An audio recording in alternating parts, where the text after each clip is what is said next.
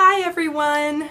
Welcome to Book Boop. I'm Rachel, where I'll talk about books over a delicious cup of tea. I've just heard about this thing called BookTube. Have you guys heard of that? It's like a thing. I just recently, literally just found out about BookTube, and I all of a sudden was thinking, I wonder if people make videos on YouTube about reading books, and I typed in books and started typing in stuff, and then all of these videos came up, and I was like, this is what heaven looks like right here. So I was so excited that I just wanted to jump in right away, like right after I heard about BookTube, to start making videos because I love books. I love to talk about books, but I don't have anybody to talk to books about. A few quick little snapshot things about myself. My name is Rachel. I am almost 30 years old.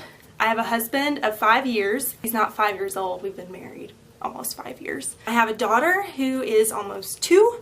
I work part-time in music ministry, and I love to read. So the type of books I love to read are mainly fiction. I don't normally read inspirational books that much, mainly because fiction there's a story to it. I also read really, really fast, and so I like to fly through books. Inspirational books to me, you read a chapter and then you chew on it, and you think about it, and you soak it in, and then you read another chapter, and then you stop, and you take a moment, and you soak it in.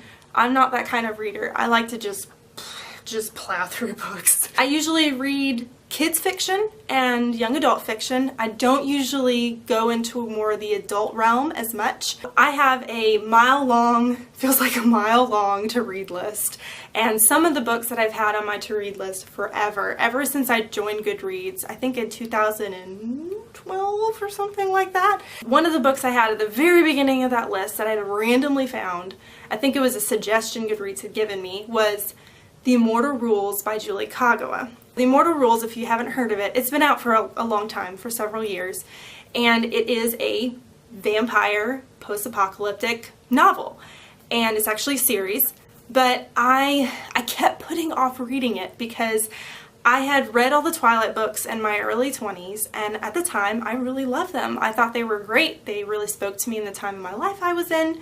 And then the movies started coming out, and I was like, okay, this is alright, I guess. It wasn't exactly how I felt when I read the books. And the movies kept coming out, and to me, they kept getting worse. They were so bad. Eventually, it got to the point where I actually really didn't like the Twilight books anymore. It just ruined it for me. And now I'm not gonna lie, it's sad, and I'm sorry, but all of the movies and all of the books have now been taken to Goodwill. I know that's sad. I'm sorry. I should have kept them, but I didn't. I'm never going to end up reading them again, and I didn't think I really wanted to hold on to them for my daughter to read either because, yeah. So I really just got tired of the idea of vampire novels because it was almost to the point where anything having vampire related seemed to be kind of made fun of a lot of times. The whole sparkling vampire thing and the love triangle and all that stuff. So I kept putting it off. And I kept going back to the book on my list and kept asking myself, why did I put this on my list? And then I'd read the description and be like, okay, it sounds cool. So I finally got around to reading it, and I am so glad I did. It was a gory, bloody, action-packed, post-apocalyptic series that just blew my mind. Thank you, Julie Kagawa, for writing it. It was amazing. So it's a series of 3 books, a trilogy. It is The Immortal, The Eternity Cure, and The Forever Song. I loved all 3 of the books. Probably my favorite thing about these books was the character development. There's probably I would say about 4 main characters or so, and all of them had this just incredible development throughout the entire series. I didn't feel like any of the characters were one-dimensional. I was invested in all of the characters. I cared about all the characters. Speaking of, Julie Kagawa is really good at just devastating you. None of the characters are safe. Right at the beginning of the first book in The Immortal, she introduces this world of this just post-apocalyptic society where vampires rule and humans are basically kept safe only if they give their blood, and they're basically blood cattle. And there's just this dark picture of what the world could be. And she introduces you to these characters, and almost right off, there's this bloodbath and like everybody dies. So it's like everyone you immediately got invested in is just gone. So it was insane, but I actually loved it. I hadn't read that many books where the characters, to me, like none of the characters were safe, which was really, really cool. So I highly recommend these books. They've been around for a while. I personally didn't have to wait in between each one because they were all already out, so I read them fast. I read them really quickly. I could not get enough. I inhaled them. So now that I've finished those, I was like, what am I going to read next? I have so many books on my to-read list, but it took precedence because my wonderful grandmother sent me a wonderful book. I just said wonderful twice, for Mother's Day just a few weeks back, and that one is One Beautiful Dream by Jennifer Fulwiler. This book has been awesome. Now, it is an inspirational book, and normally I don't read, like I said earlier, I don't usually read inspirational books that often, but I made an exception because my grandmother sent me this one, and y'all, I really love it. This really came at a perfect time in my life. So Jennifer talks about what life is like as a mom with a whole bunch of kids, but still having dreams of things that she wants to do. She wants to write a book. She wants to get paid to be a writer, and she just wants to write, and that's something that she loves to do. She calls that her blue flame.